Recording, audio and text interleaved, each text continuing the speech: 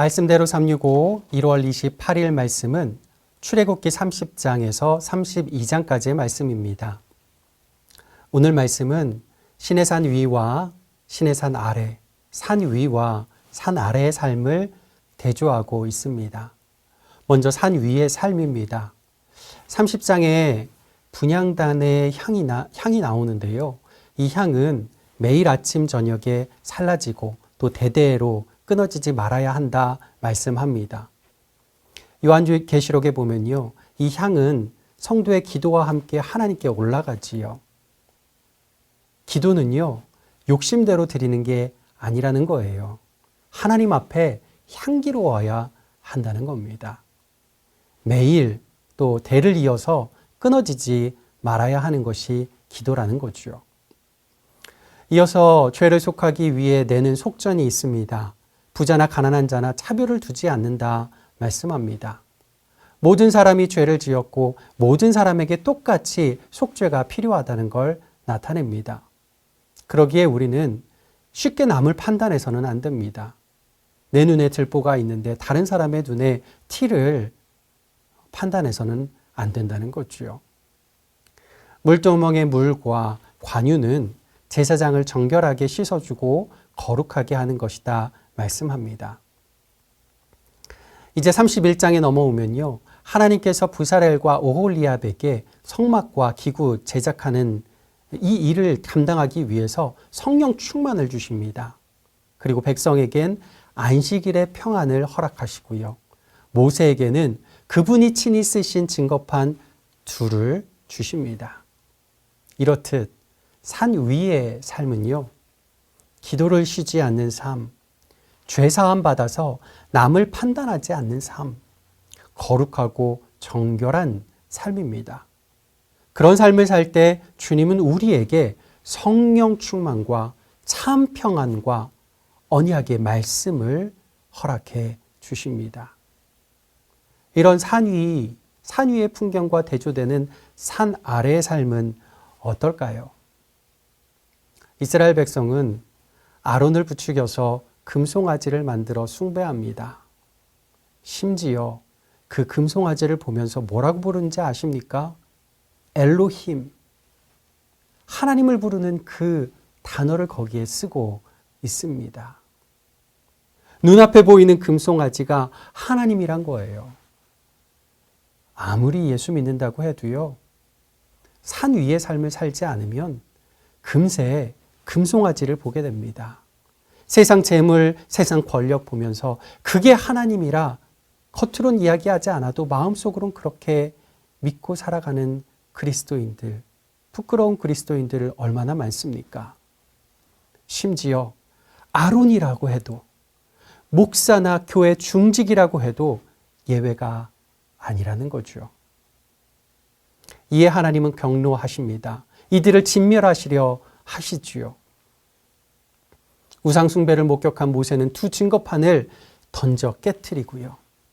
레위 자손들은 우상숭배 가담자들을 칼로 심판합니다. 산 아래를 살아가게 되면 당장은 잘 살아 보입니다. 하지만 언약의 말씀은 깨지고 심판만 다가올 뿐입니다. 그러나 그때에도 산 위를 사는 사람 모세는 이 산 아래 사람들 자신의 민족을 위해 기도합니다. 자신의 목숨을 담보로 하나님께 간구합니다. 바로 여기에 이스라엘은 소망이 있었습니다. 지금 이 시대도 마찬가지입니다. 산 아래를 살아감으로 소망을 잃어버린 이 시대에 죄악이 관영한 이 사회에 진짜 소망은 꿋꿋이 산 위를 살아가는 그리스도인 한 사람에게 있는 거지요. 기도하기를 쉬지 않고 죄사함의 은혜 아래에서 남을 판단하지 않고 거룩한 삶을 살아서 성령 충만하여 말씀을 마음에 새긴 한 사람, 산 위를 사는 그 한 사람이 드리는 중보적 기도가 이 땅에 소망이 될 줄 믿습니다.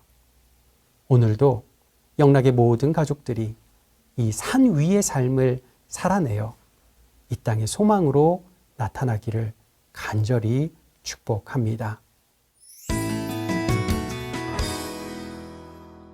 여러분, 1월 28일 목요일입니다. 오늘은 출애굽기 32장 32절 말씀을 요절로 삼아서 묵상하겠습니다.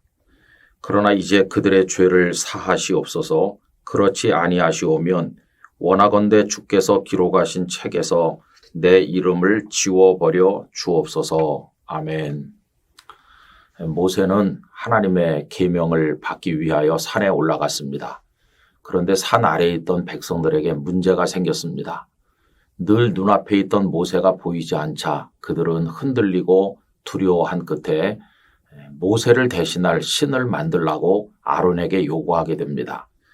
출애굽기 32장 1절 말씀에 보면 백성이 모세가 산에서 내려옴이 더딤을 보고 모여 백성이 아론에게 이르러 말하되 일어나라 우리를 위하여 우리를 인도할 신을 만들라.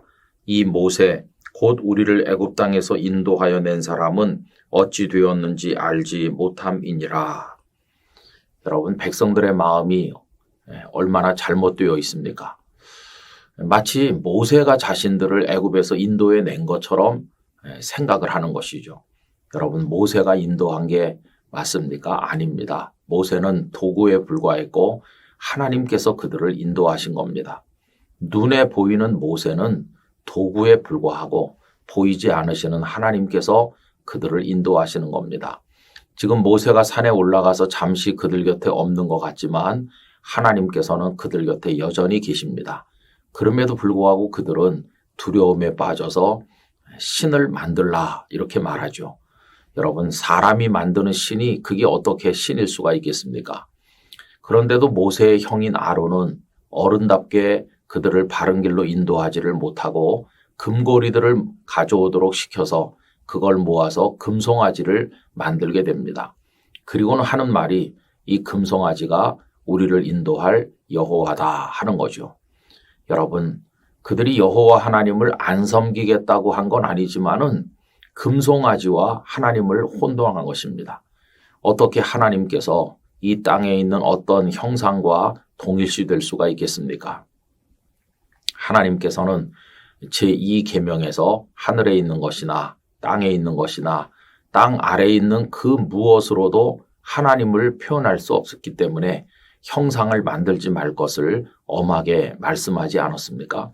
그런데 그들은 어리석어서 금송아지를 하나님으로 섬기는 큰 죄를 짓게 된 것입니다. 이로 인해서 모세가 산에서 내려왔고 많은 사람이 죽음을 당하게 되었죠. 그 이후에 모세는 참담한 마음으로 하나님께 올라가서 다시 기도를 드리게 되었는데 백성들의 용서를 구하는 기도를 간절하게 드리게 됩니다. 오늘 읽은 말씀을 다시 읽어보면 그러나 이제 그들의 죄를 사하시옵소서. 그렇지 아니하시오면 원하건대 주께서 기록하신 책에서 내 이름을 지워버려 주옵소서라고 기도하였습니다.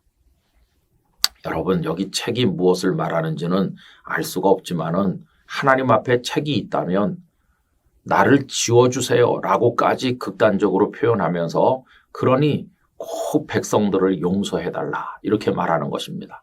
백성들이 용서받지 못하고 멸망한다면 모세 자기 혼자 구원을 받아도 그거는 감사할 조건이 아니라는 것이죠. 함께 구원받고 함께 살기를 원하는 모세의 마음이 나타나 있어요.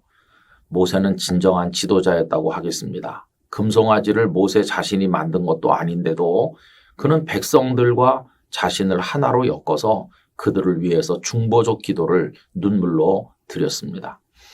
여러분, 어떤 정치인이 백성을 무시한다면, 어떤 목회자가 성도들을 마음에 두지 않는다면, 어떤 경영인이 직원들을 무시한다면 어떻게 존경받는 지도자가 되겠습니까? 모세의 이 중보적 기도를 드리는 마음을 우리가 되새기면서 우리도 그런 기도를 드리는 사람이 되어야만 하겠습니다.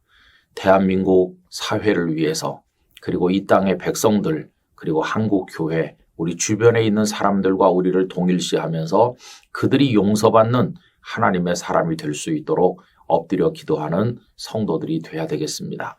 오늘도 그런 기도 가운데 사명을 다하게 되기를 원합니다. 아버지 하나님, 금송아지 우상을 만든 백성들을 대신해서 하나님 앞에 그들의 용서를 구하는 기도를 간절하게 드린 모세를 바라보게 됩니다. 아버지 하나님, 모세는 그들과 자신을 하나로 묶어서 그들이 용서받지 못한다면 자신의 이름도 지워달라고 간구하였습니다. 저희들도 이 세상의 죄악과 이 땅의 백성들을 생각을 하면서 이런 안타까운 심정으로 중보적 기도를 드리는 사명을 감당할 수 있도록 도와주시옵소서. 예수님의 이름으로 기도드리옵나이다. 아멘.